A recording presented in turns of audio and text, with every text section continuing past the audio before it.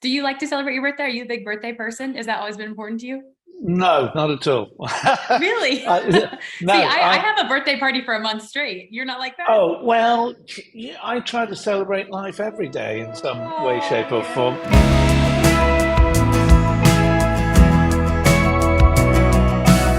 Hey friends, it's your girl Emily Curl, and today we're hanging out with Grammy-nominated singer and songwriter Julian Lennon is here. Julian, it's so nice to see you. Thank you so much for I, being here, taking the time. How are you? I like many people, am recovering from a bit of flu, so it's all good. Well, we're happy to have you here. We're talking about your seventh studio album, Jude, which is a nod to the legendary Hey Jude. Tell us a little bit about this album and your decision to explore this creatively.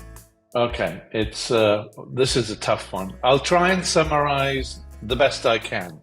The last album, Everything Changes, I thought was going to be the last album. I was kind of done after 30 years in the music business. I started looking at other things to do in life. I wanted to see what I was capable of outside of music, whether I was worthy. So I'd already had a foundation called the White Feather Foundation, which I put a lot more work into these days. I've been co-producing or exec producing documentaries like Kiss the Ground on Netflix, which are environmental and humanitarian orientated, I guess you would say. I've written a few children's books, and I'm a fine art photographer. So I was having a happy life doing that, and kind Right. of being behind the scenes, which I kind of much preferred, really. Hmm. Um, and then I came across several boxes of tapes of all formats of music that I'd recorded over 30 plus years. So I started delving into them and found some really great material. And I just brought them up in my little home studio on the Faders. And the first track was Every Little Moment. And I was blown away at how great it sounded. And I thought, oh, maybe just if I play around with this, update the production a little bit, maybe re-sing the verses or the choruses.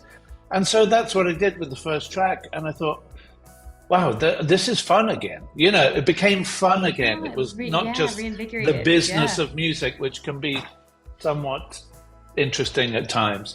And so I just continued that process. And I was doing that with my dearest friend, Justin Clayton, who we've co-written albums together, done the world tour thing together, known each other since we were 11 years old. And we were doing that together. Pandemic came along. He had to go back to England. So I started writing new material because I'd forgotten how to engineer. So I needed to teach myself again. Anyway, long story short, eventually had enough material for an album. I wasn't going to do an album. It was just going to be kind of singles and EPs. But I was convinced by a lovely gentleman called Hartwig Masouche, who was the boss at BMG, that said he just felt I'd never really had the support before, a proper support for my career, and he wanted to do something about that. So we both agreed, all right, it's an album. How Jude came along, I'd say the music on this album, you know, spans 30 plus years. So it's kind of like a little bit of the history of my life in music. You know, I'd been going through a whole process, as I think many people have, during the pandemic of, you know, soul searching, enlightenment, you know. And for me, it was very much a time of, you know, trying to discover, am I happy? If I'm sad, then how do I fix this? How do I find balance and peace in life? And so it was about peeling away a few layers. And to me, I'd been involved in an NFT with the arrangement notes for Hey Jude, because I own them. And so I did an NFT with them to help with an auction for money for the White Feather Foundation. Oh wow. And Yeah. so that had been in my head. And I just thought, well, at this point in time, I really felt personally that I'd taken a sad song and made it better, which was one of the lyrics from Jude. So Jude for me it was actually about kind of taking ownership of the name finally. And sorry, I'm flooding you No, with I answers. love it. This is great. My original name was John Charles Julian Lennon, and I'd had issues with that. Really had issues with security in airports. Yeah, just people looking and going, "Oh, your name's John, is it? John Lennon? That's very funny." Or I mean, and that's the polite side of it. There was, after 30, 40 years of this. I was getting anxiety just going to the airport, and from the get-go, Mum and Dad had always called me Julian to differentiate Dad and I, and all my life I've been called Julian or Jules. So I just thought Jude seemed to be appropriate. It was a shedding of a skin. It was the end, for me, the end of a chapter where any and all Beatles or Dad questions have been answered.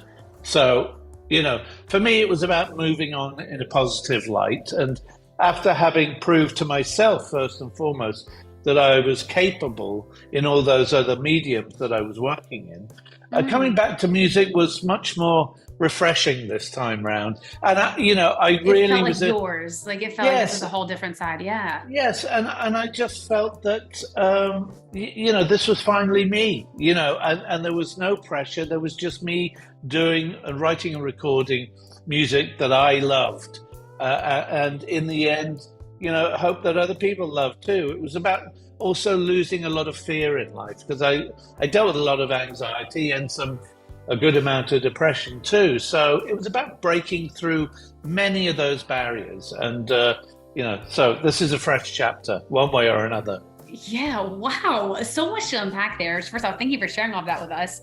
I mean, we go back to that title too. Like we said, it's been said Paul McCartney wrote that song for you for a very difficult time in your life, but I'm curious for you now, how the song and the inspiration has taken on this new meaning for you at this time in your life. And you kind of touched on it, but I'm curious to have you elaborate on that a little bit. Well, I think one of the things I try to offer up is a clearer understanding of my perspective on this. Obviously, as a kid, his lyrics and the song at the age of 5 didn't really mean too much, of course, it was only later in life that I realised what it was all about, and as much as I'm very thankful and because of his support in having written that song, a lot of people don't realise it was also a dark reminder of what actually did happen. Of Dad walking out the door, leaving Mum and I on our own to fend for ourselves, and that really, really, really was the case. People think it was a different situation, that everything was hunky-dory and there was lots of money in the bank. That was never, ever the case. The thing that was most important to me was looking after Mum. She was the be-all and end-all of life for me, and it was about looking after her, still is about making her proud. That's everything I do is to make her proud, really, at the end of the day. Even though she's not with us anymore, I know she guides me a little bit from time to time. And you also released a special vinyl on her birthday of this album, why was it important for you to do that? Because, well, I was releasing this album, Jude, on my birthday, and also because of the Stand Up for Ukraine, we were also releasing Imagine on my birthday. So I figured that if I can do anything to honor Mum in the process of all of this, then it would be to at least, release the album on vinyl on her birthday. So it was that simple, really. It was a no-brainer, just keep it in the family, so to speak. Do you like to celebrate your birthday? Are you a big birthday person? Has that always been important to you? No, not at all. Really? No. See, I have a birthday party for a month straight. You're not like that? Oh, well, I try to celebrate life every day in some way, shape or form. No, it's, for me, birthdays are all about, trying to have some good memories. It's also about having a little more wisdom than one may have had before. But, I'm in denial, really. I'm not fond of time in general. I just, I live for every day, and I look forward to the future. I've learned from the past, that's for sure. So I'm a kind of here and now kind of guy. That's I love that. this is it. This is all we have right here and now. So you Yeah. better enjoy it. And I feel like you also look out for our futures too, and for the futures of the generations. You're big on climate change. That's something that's been important to you. And we get a little taste of that in your album with Lucky Ones. Tell me a little bit about how that cause plays into your music and why it's important to you. Well, I mean, I've always been an environmentalist and a humanitarian. Listen, when you're traveling around the world as either a musician, but more so a photographer, which is what I really, really love to do, you see the heartbreak around the world one on one, and I try and capture some of that story or that message of what people are living and going through in the photography, in the documentaries.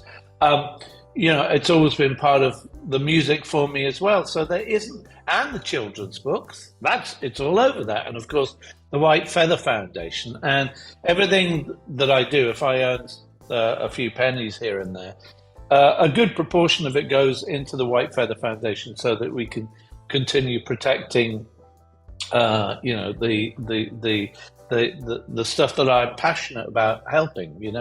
And you also talked about this too earlier, but you said that you'd only ever perform the iconic song Imagine Again if it was the end of the world. Yeah. And you recently just performed at the Global Citizen Stand Up for Ukraine rally for a really important cause.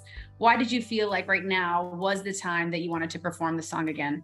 Well, listen, we'd all been living through the pandemic, and also, I live in Europe, and we were, still are very close to what's going on over there. And, we were, overwhelmed with what's going on with Ukraine and Russia. And it was truly, truly heartbreaking. And still is, of course, still much more to be done. I mean, but when I said yes, I'm going to do it, the panic really set in because I just thought, how am I going to do this? How am I going to sing Dad's most iconic song on the planet? And immediately I just thought, acoustic guitar, take it away from the plonky piano and the production and all of that. Just keep it simple and raw. Acoustic guitar with Nuno Betancourt playing. And we literally met up. He hadn't played it before. I hadn't sung it before. We just sat down, ran through it about 4 times, recorded it. And I kind of went, okay, I can live with that. For me, it was pretty much production free, maybe a little reverb, but it was raw, honest, truthful, straight down. I couldn't have done any more than I did. And of course, then the panic came in that I had to do a video too. So I went, "What? Really?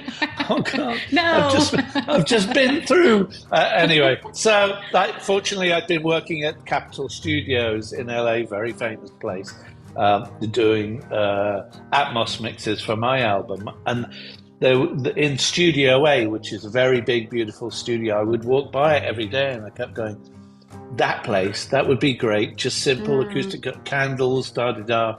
And it's, again, we did about 4 takes, very simple, very beautiful. No razzmatazz. It was just about getting the song across in its rawest form. I mean, and this is your first album, like you said, in more than a decade. I know your fans are so excited to get this music from you. What do you hope, if there's one thing you hope your fans take away from your new album, Jude, what do you hope it is? I would hope, like all the other albums, that it's relatable, that it gets them through a few rough times, as it did me. I would hope that they would come out of it also seeing a bit more light at the end of the tunnel, as I choose to believe there is. That's it really. And I kind of said, the idea was with this again that I wasn't going to do an album, and I'm not sure I will do another album, but certainly, Really? Yeah. Well, there's a lot of pressure with doing an album. It's a lot of time and effort. It takes me a long time to get it right. I want it to be right, and I've had experiences before where, you know, that my albums have just been shelved. You know, if the first single doesn't work, okay, that's it, thank you. And that's heartbreaking after years and years of working on a project. So I actually didn't want to deal with that again. It's also, you know, I have 5 other jobs now, and so it's a lot more complicated to make it work within everything else. So I certainly see myself continuing on the. Listen, I've got boxes of tapes from 30 years ago. Bring them out. and everything in between. And I'm rebuilding my home studio. So I'm kind of screwed, excuse my French. But so there'll always be music. I mean, even when I wasn't doing the album, I was writing and singing on other people's projects. Yeah, it was always a part of your life. Yeah. It's always, you know, people think, oh, it's a comeback, he's gone away. No, I haven't. I've just been round the corner, that's all. So, yeah, I still see, you know, singles and more so EPs coming in the future. But anyway, let me get through this one first, you know, because I'm sure we've still got a while left, and we are talking about touring. So that's exciting. That could be on the list, but I'm thinking of doing something a little special because I don't just want to do the kind of same old tours again. I did a show in Hong Kong, a festival it was, with the Hong Kong Philharmonic Orchestra. That's when I fell in love with playing live music, was having the good rock band in front of that and just the orchestra behind it. And I still think back to those moments. And so I would do shows. I'm looking at doing shows in performing arts theatres, indoor and out, with a partial or full orchestra on behalf of the White Feather Foundation, finding the worst causes. It would be a limited run, but finding the worst problems in each city and trying to help them, but also doing competitions in each city to find the best local artist, and the winners would display their work in the foyers of the theatres that we play. And I'd throw in... Okay, I need to start painting. I need to work. Yeah, well, there you go. That's amazing. Also, I love that idea. Yeah, and also, you know, I put a lot of my own work up over the years of, collections of stuff that I've done as well. So it would be a whole thing, you know. I don't want to just go, thank you very much, good night, and do that. That doesn't interest me. It's like a whole immersive experience. And I think it attributes to what you've been doing outside of music too. I feel like it's Correct. A combination of all of it. Correct. Yes. Well, I can't wait till you come to New York. You better make a New York stop, okay? Well, how can I not? Are you kidding me? You have to. I have to. Of course I do. Of course I'll be there in a heartb's don't worry. I love it. So lots to look forward to then. So yeah, if I can work it out, yes, that's kind of what I'm aiming for. Okay, so Julian, last question for you. Yes. Because I'm such a visual person. So again, looking at the album, looking at young Julian, the cover of the album, I'm so curious for you. I feel like it evokes feelings in me of just thinking about my childhood and growing up, and I can only imagine yours. If you look back now, if you could tell that kid on the cover of Jude one thing to prepare him for the future, what would it be? It would have to be go with your gut feeling every time. If something feels right, go for it. If it feels wrong, don't do it. That simple. Wow. And you still abide by that in your life? Yeah, go with your heart and your gut. Absolutely. Doesn't matter what anybody else says. Yeah. Julian, thank you so much. This has been such an honor. So excited to be here with you. And congratulations again on Jude. Thank you very, very much, Emily. And of course, for everyone watching, make sure you stream Julian Lennon's new album, Jude. It is out now on iHeartRadio. You don't want to miss this. And of course, we'll see you all next time.